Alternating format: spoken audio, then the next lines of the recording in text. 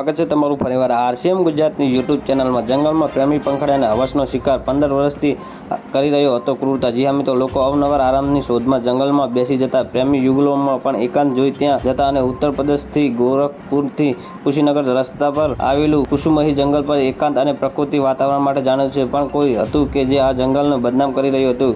ક્યારેક તો ખાખી વર્દીમાં વ્યક્તિ તરીકે તે ક્યાંક વન અધિકારી તરીકે ઊભો રહીને ત્યાં બેઠેલા લોકોને ડરાવતો હતો। જી હા મિત્રો, પ્રેમી યુગલોને બ્લેકમેલ કરીને પોતાની હવસનો શિકાર બનતા હતા। તેની ક્રૂરતા આ ખેલ છેલ્લા 15 વર્ષથી ચાલુ હતો।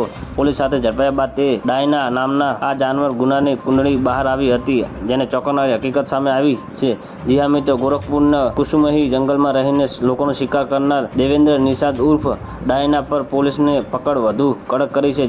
તેણે એક ગર્લફ્રેન્ડ સાથે ત્યાં બેઠેલા એક વૃદ્ધને નિશાનો બનાવ્યો હતો। ડાયનાએ નકલી પોલીસ અધિકારી તરીકે તેનો સંપર્ક કર્યો અને ફેલાવા બાદ કેસ દાખલ કરવાની ધમકી આપી, જ્યાં બંનેને ડરી ગયા હતા અને ડાયનાએ તેની પાસેથી 10,000 રૂપિયાની માગણી કરી હતી। આ વ્યક્તિ પાસે રોકડ ન હોવાથી તેને યુપીઆઈ દ્વારા ડાયનાને રકમ આપી હતી। અહીંથી જ પોલીસને સુરાગ મળી ગયો હતો। જી હા મિત્રો, ધરપકડ બાદ ડાયનાના રહસ્યો ખુલ્યા હતા।